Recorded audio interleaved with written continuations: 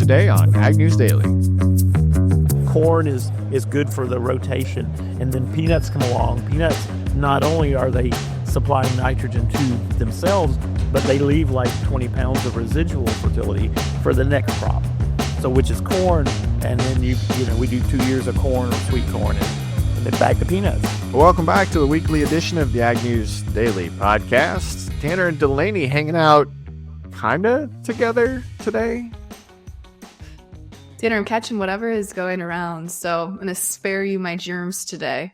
I do appreciate that. I feel like I've been stocking up on the vitamin C just to try and get through trade show season. This week, we got to spend time at the Iowa Ag Expo, and next week, we're headed down to Louisville for the National Farm Machinery Show. Are you going to be headed out to Commodity Classic at the end of the month, Delaney? Of course, we're getting ready for that. It's hard to believe it's about a month away now. And right before Commodity Classic, I'm heading to Asia, so hopefully we'll bring our listeners a quick update while I'm there in Vietnam and South Korea. Well, that sounds like an exciting trip, listeners. Plenty of places if you want to catch us out and meet us in person, or if you want to give us suggestions for topics, interviews, or anything of the alike, please do that. Let's jump into weather to start the day off. This week, we brought a mix of precipitation throughout the Midwest. Another system is planned for this weekend that might bring some heavier snow across the north. Meanwhile, we've got cold air from the northern plains that will shift southward, replacing this week's warm weather and pushing the storm track further into that southern region. Could bring additional storms and precipitation for parts of that region. This colder air will linger in the northern plains throughout the most of the month, with occasional storms bringing some much-needed precipitation to those drought areas. The next system is arriving today into Saturday and will bring more of that rain-snow mix. For the rest of next week, frigid temperatures will stay up north, while the southern will experience unusual warmth, highs topping in the 80s. Several weather disturbances will track eastward, following that temperature divide, leading into that widespread precipitation like we talked about. Over the next 5 days, Northern California and the Northern Rockies should see significant snow, which will be welcomed, with totals potentially reaching 10 inches, Delaney, in the Sierra Nevada. By mid to late next week, we shift back into the Midwest, and Mid-Atlantic could see some more of that precipitation as well. I know we got ice here in Iowa Wednesday into Thursday. Glad that it warmed up right away yesterday to get rid of most of that. So it'll be interesting to see if these storm systems track the way they're being predicted. And we saw the groundhog saw his shadow, so 6 more weeks of winter to come. Yeah, I don't think anybody expected it to be any different. Yeah. Well, after we saw President Trump take office, we of course heard threats that retaliatory tariffs would go into effect.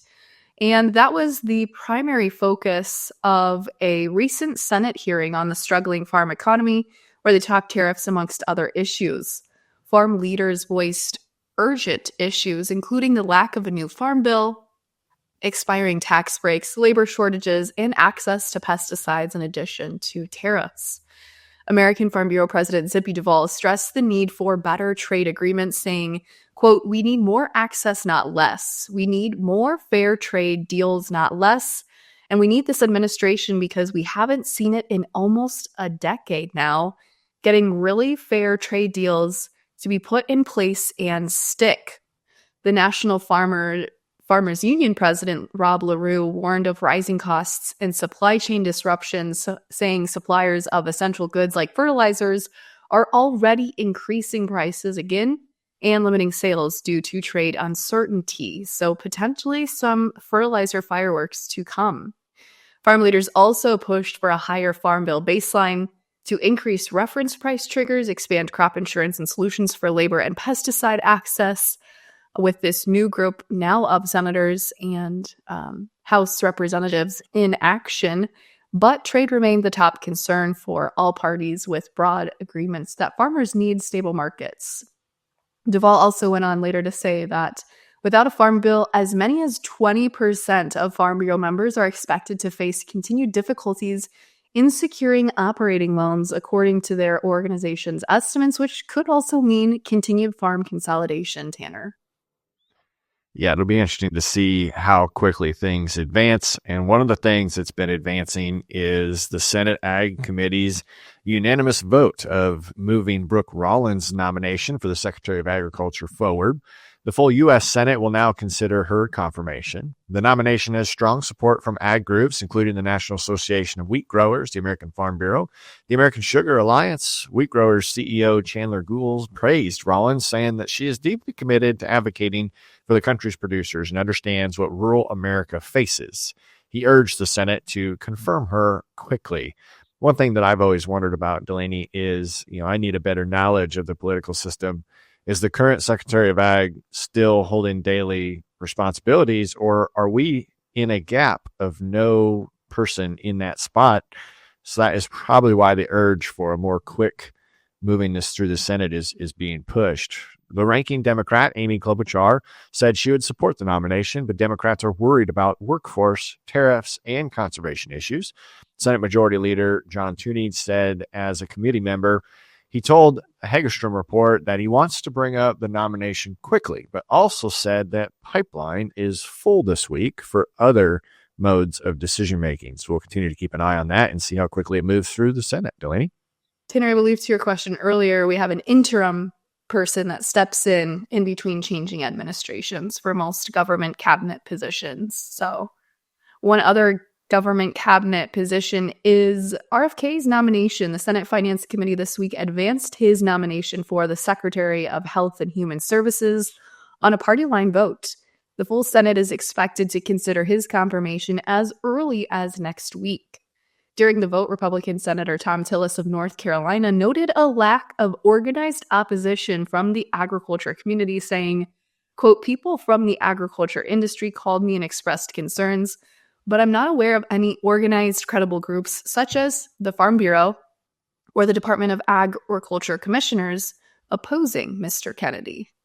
Democrats, however, have raised concern about Kennedy's experiences and ethics, urging him to rescue himself from potential conflicts of interest, including ongoing anti-vaccine litigation against him. So we will see next week, potentially, how that nomination moves forward.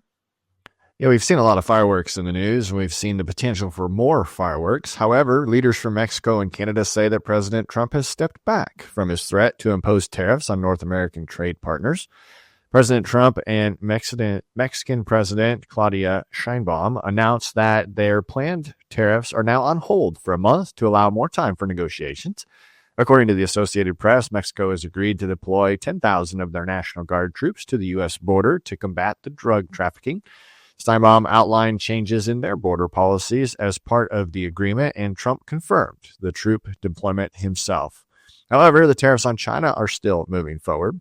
China has responded by imposing a 15% tariff on U.S. coal, liquefied natural gas, along with a 10% tariff on crude oil, ag machinery, large engine vehicles, and a couple of other categories. Analysts suggest this measured response may be an effort by the Chinese policymakers to encourage negotiations and to prevent an all-out trade war between the world's two largest economies. We'll see if there are more fireworks to come. A bipartisan group of senators this week introduced the new AM Radio for Every Vehicle Act.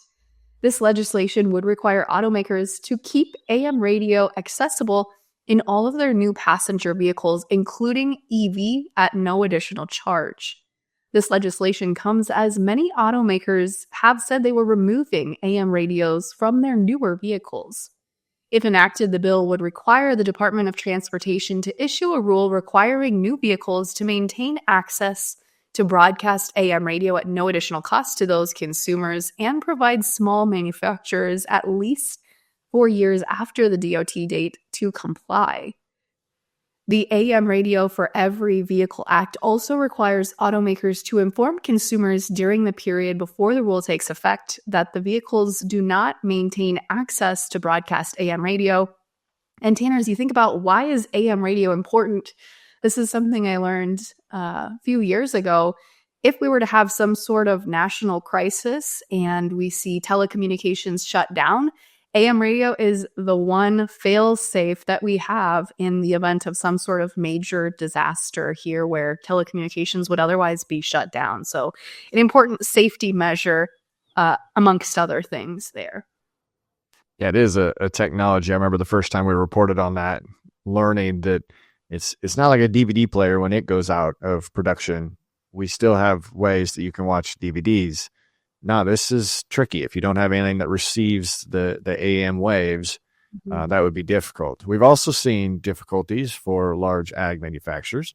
Several of the biggest ag companies in America are feeling the pinch to hit their bottom line. According to Reuters, ADM posted its lowest fourth quarter profit in 6 years, citing the weak oilseed crush margins and uncertainty over the U.S. biofuel policy. The Chicago-based company plans to cut costs by $750 million over the next 3 to 5 years, including eliminating 700 jobs. Meanwhile, Bunge Global missed industry expectations for fourth quarter profits as a global surplus in crop and prices pressured grain trading margins.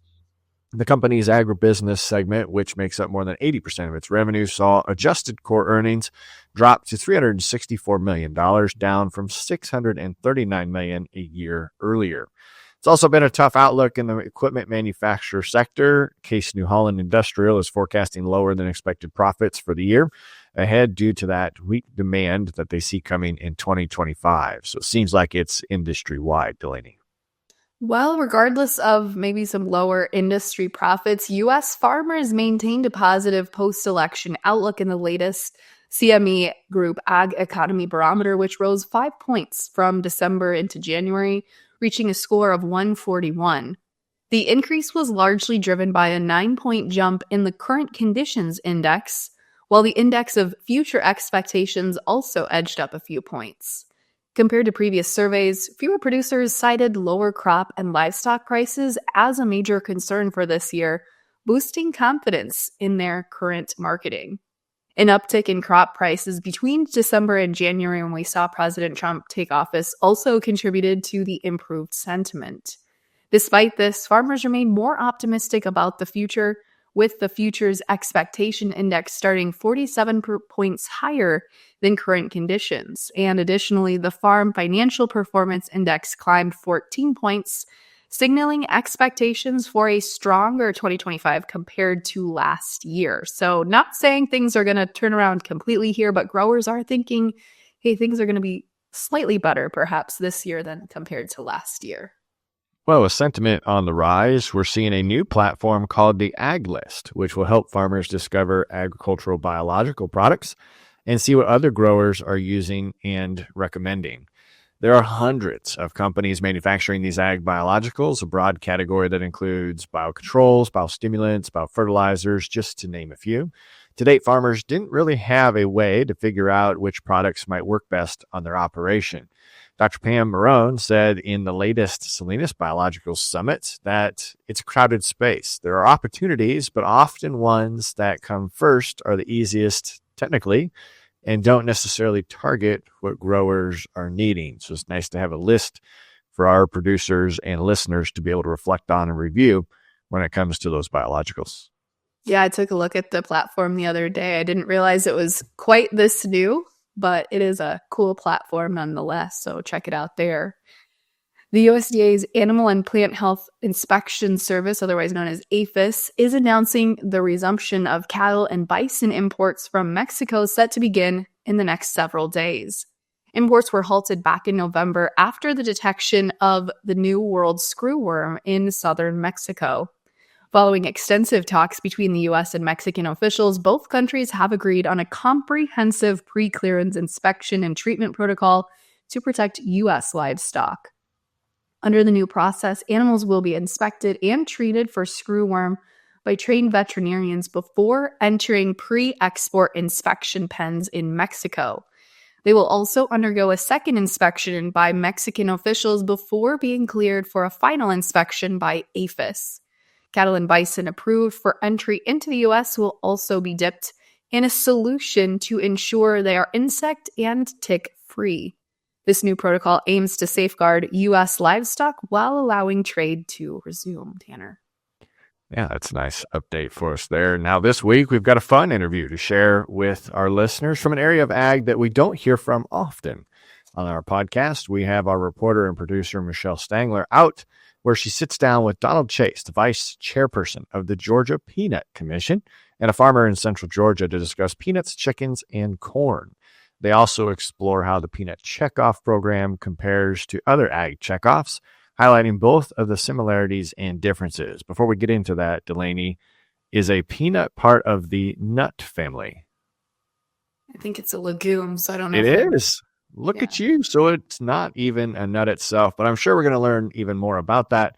So let's get into that interview right after this message today.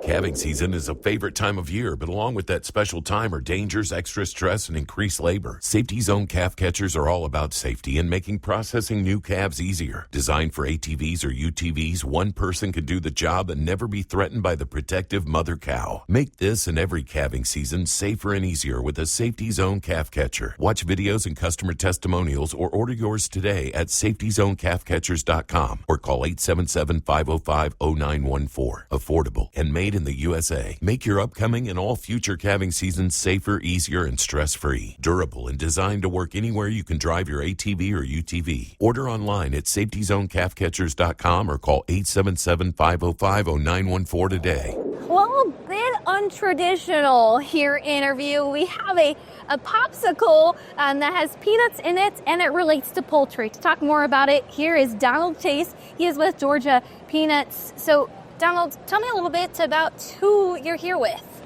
So I'm a farmer who's a board member for the Georgia Peanut Commission. We represent all the farmers in Georgia as the Checkoff board for Georgia Peanuts. And we sponsor, as most checkoffs do, promotion, research, and education. And one of our research projects this year revolved around utilizing peanuts in poultry rations. And this research was actually done in North Carolina, and our friends in North Carolina said, hey, you want to do this project? And we say, hey, Georgia's number one in poultry, number one in peanuts. This would be a great fit for us. And so Dr. Toomer, who's been here with us, has got some really good results on utilizing maybe even whole peanuts in the shell in poultry rations, got increased performance in terms of broilers and increased performance for eggs. So it's really cool research, and we said, hey, we've got to get this to the people who make decisions about poultry rations. So we're here at the Poultry Show. Yeah, we're here at the International Processing and Production Expo, IPPE. Did I say that correctly? I'm sure glad you got it, because I've been coming for years and I don't know the name. So IPPE, so International Show. And so when you think about this show and the connections, why did you create something like this? Well, this is a project that we work with. Obviously, peanuts are primarily used for human food. And they're really good, right? And so we, through cooperation with different Georgia companies, we've developed this peanut butter ice cream in a push pop. And they're utilizing Georgia-grown peanuts, utilizing other Georgia-grown products in this. And it's a really high-end, really wonderful product, right? And so we were like, they're based in Atlanta, and we were like, hey, we're going to be at the Poultry Show. Would you like to come? And it's a great draw for people because, who doesn't like peanut butter ice cream? Mm-hmm. You're here as a checkoff organization. Our listeners may be part of a dairy farmer or, on soybean, the corn side, so they all have checkoff funds. And Yes. how those checkoffs get dispersed is all different across the board. Exactly. And so if you look at your efforts now as a farmer, what's really important to you as a board member? Well, so when you think in terms of generic promotions, it's difficult for us to compete with the promotion efforts that, say, a Smucker's can put out, or a Hormel with Skippy peanut butter. So we don't need to. We're working in the same lanes, right? So we do some promotions more in terms of local in the state of Georgia. But this is something that we thought, hey, this is unique. We've never done a promotion for animal food for peanuts before. Hey, let's give it a try. The other thing, and the thing that excites me the most, is still research. Peanuts are unlike other commodities in that breeding is done in public universities. There are no large corporate breeders or sources for peanut seed. So we're intimately involved in the process. As a matter of fact, kind of as an industry, we have decided that we don't produce GMO peanuts. I don't object to GMO products. I plant GMO corn. It's not a problem of that, but we want to be cognizant of what consumers do. And I think that's industry-wide. So there's just a lot of collaboration throughout the industry, and the Georgia Peanut Commission simply is a part of all that. Now, when I think about Georgia, I think about poultry. Tell me about the peanut industry. What does that look like? Well, we're the number one peanut producer in the U.S. We grow approximately 50% of the peanuts in the U.S. Our products are mostly for peanut butter. Some candies, but predominantly peanut butter. Our Carolina, Virginia friends grow the ballpark peanuts. Our West Texas and New Mexico grow the Valencias, the 2 or 3, 4 pod peanuts. So we've kind of got our niche with runner peanuts, and it's 80% of the peanut market in the U.S., in the Southeast. Wow. And so tell me, you're a farmer. What do you all farm? What does that look like for you? Well, I farm peanuts because we only rotate peanuts 1 year out of 3. I farm field corn and sweet corn and have a roadside market for the sweet corn, and then I have a poultry farm. So this is a big fit for me. I've been coming to this show forever and looking at all the vendors. It's the first time I've ever been an exhibitor here. So you can relate to a corn grower. What are some similarities that are in your industries of poultry and peanuts that may relate to some of our corn listeners? Yeah.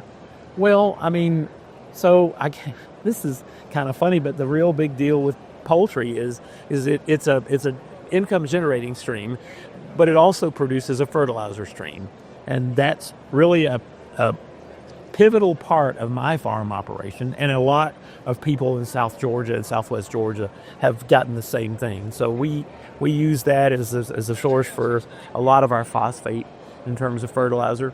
And we, over the years have adjusted it and tried to work through that as best we can. And so, I mean, it's kind of a full cycle, if you will. Corn is good for the rotation, and then peanuts come along. Peanuts, not only are they supplying nitrogen to themselves, but they leave like 20 pounds of residual fertility for the next crop. So, which is corn, and then we do 2 years of corn or sweet corn, and then back to peanuts. Wow. So as you look at fertilizer, can I ask, do you sell that, or do you only have enough for yourself? I only have enough for myself. Okay. Do you buy in any fertilizer? Yes. Okay. That's the one thing that perhaps makes corn growing in the Southeast a different animal. And we also have to be irrigated, because without irrigation in the Southeast, you would have much more problems with aflatoxin. Interesting. Well, as you look into the poultry industry and combining peanuts, who are people who do a lot here with Georgia Peanuts? What are the people who come on your boards? What about? We all have to be farmers. So, but we also participate in a number of other industry groups. So the peanut industry consists of 4 segments, if you will: the growers, the shellers, those who buy our peanuts and then process them and shell them, and then the manufacturers. There's also some brokers in there. We participate in one group called American Peanut Council, which represents all 4 segments of that industry. But we work, it's a small industry, so we're really close together with a lot of them. And particularly our other growers in other states and things. We're sort of the I states in corn production, but we work really well with our friends in other states. If you look at peanut production specifically, what are some challenges that you're running into? Well, we think that peanuts are the most sustainable crop grown in the U.S. We're working on a really great program, the U.S. Sustainable Peanuts Initiative, to document that. And farmers, without being compensated, or maybe some a little reluctant to participate in that. So we're trying to help them understand the value that our consumer friends want to know what we're doing out here on the farm. And we've got a great story to tell, so why not tell it? And the other challenges that we see in peanuts, really has more to do with those rotational crops. The primary rotational crop for peanuts in Georgia is cotton, and they've had just the rising cost and the lower price for cotton has made it really taxing for a lot of cotton farmers. Peanuts have suffered in that as well. I mean, we've all suffered from rising costs and lower prices. So that's always going to be there. It hasn't changed a lot in the years that I've been farming, unfortunately. Mm-hmm. So you may have said this already, but what percentage of peanuts go directly to human consumption versus into other areas like poultry? Right feeds? now, it's probably in excess of 90% that goes to human consumption. For as terms of byproduct, so when peanut oil is made, you have peanut meal. That's used in poultry rations in the Southeast, more of a localized thing right today. So yeah, in terms of, it's almost all human consumption. So this is kind of a new endeavor for us. Yeah. If you look at that excess byproduct, is there excess? Well, it works really well in poultry rations, so I think that it's probably consumed real well. And peanut oil is a premium oil, and so I think the demand probably exceeds the supply in peanut oil. If you look at the poultry side of things, what are some challenges that you're running into there? Well, obviously, this avian influenza has got all of us concerned. In fact, we were just talking today how that we don't see a lot of growers and a lot of companies here within Georgia are saying, we really don't want you to go to that show. We take all kinds of biosecurity measures, but that's got us all a little concerned. And we're going to redouble our efforts because it could be devastating, not just to my farm, but for the entire community. Now, opportunities. What are some opportunities that you see in the peanut industry? Let's start there. Well, from the growing side, I think that our efforts to do more selective breeding in peanuts will really pay off with disease resistances. And you've seen it in the convenience stores, just an explosion in peanut products, both mostly in the candy sector. The Reese's and Mars products are, they're just all over the convenience store. So that's a positive development. I think for us and farmers are always focused on how do we do our job more efficiently. So when we have things like a variety that's resistant to some of our diseases, not only does it make us be more efficient, but it also reduces our chemical dependency. And over the years, as we've evaluated since 1980, as we've evaluated how peanuts have performed in terms of those sustainability metrics, we've done really good in bringing our chemical usage per acre, pounds per acre, if you will, down. And I think that's going to continue a stepped approach. Mm-hmm. And when you look at it, peanuts, human consumption, but it's a byproduct for the poultry industry. Yes, that's right. So today, the predominant usage of peanut in poultry is peanut meal, coming from the oil process. And it's been a more localized market in the Southeast where there's an abundance of peanuts. So our point to be here is that, hey, peanuts can give you some really good additional benefits if used, and it doesn't require a whole lot of additional processing. So we're trying something. We're stepping out of our comfort zone a little bit and promoting that we use peanuts for something besides human consumption. But we'll never forget how great a good roasted peanut is, or a good peanut ice cream for that matter. Let's talk about opportunity on the poultry side. Well, there was a restaurant, Chipotle, who I've never supported because I thought they were not very supportive of American agriculture. I've always asked my children, don't go there, don't go there. And just within the last 2 months, Purdue Farms, who I grow poultry for, has said, hey, we're going to get a contract with Chipotle. It required an extensive animal welfare audit, which is all fine. We're adding enhancements in our houses so the chickens will be happier. That's all fine. And there's additional compensation involved with that. So I'm hoping that, because as far as I know, I don't know that they have been really supportive of U.S. raised poultry, and so maybe there's some tailwind there in terms of, hey, let's let people know that in every sector of agriculture, farmers are doing a really good job of what they do, and we are consumers just like everyone else, and we want to do the best possible job. Mm-hmm. I think you bring up a great point on how Checkoff and the many hats you wear in production agriculture, this is kind of like a self-rewarding thing where you're able to promote. Exactly. I mean, it's not always fun being away from the farm. We like to be at our farms. We like to be at our homes. But when we take time off from our farms and help to promote things, and we've met a lot of really awesome people here today, and we're always happy to share about what the good things we're doing in peanuts, and hopefully it will pay off for the future for agriculture. That's why we do this. What we're doing today has very little bearing, but I look at what farmers who were in these leadership positions 20 years ago did, and I think those guys did all right. So I'm going to be judged 20 years from now. And that's probably some great advice for anyone who serves on a Checkoff board, whether it means soybeans, corn, and Absolutely. anything else that you want to add? We also have developed a Peanut Leadership Academy. And so we're trying to bring younger people in and educate them of what we do, why we do it. And if I walk away from the Peanut Commission one day and I don't have good replacements, I feel like I've been a failure. So we're doing, I think our staff is doing a spectacular job with that. Well, thank you so much for joining. Thank you. All right, as 2025 kicks off, the U.S. corn acres are potentially on the rise, driving up fertilizer demand, and that's all according to Josh Linville of StoneX. Another report coming from him.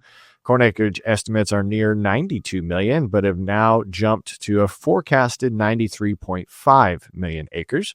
Some experts predict the number could reach as high as 95 or 96 million, driven by that strong corn to bean ratio. Positive seed sales feedback is reinforcing that, as well as favorable farmer profitability projections. Linville also shared concerns voiced by several other ag leaders regarding the potential tariff threats. Canada, which is heavily reliant on U.S. for phosphate, is hoping the tariffs won't go into effect, as both Canadian and U.S. farmers wouldn't bear that financial burden. We'll continue to watch as the new extension to the tariffs come out. But Delaney, what's happening in the grain markets this week? Well, we've certainly seen grains continue to remain strong after the first of the year here. And next week on Tuesday is the February WASDE report. If we look back at historical data, this report tends to be more negative than positive. If you look back from 2000 until 2024, about half of the time, a little over half of the time, the report was more negative than positive. As we think back to the January report, it was a surprisingly bullish report for both corn and soybeans. So will the sentiment of positivity carry through to February's report? We'll see next week. In the cattle markets, we're continuing to see record high prices as we enter our 6th year of herd liquidation, paired with strong beef demand. Analysts at NCBA's Cattle Facts seminar noted they are expecting to see prices remain firm for a few more years.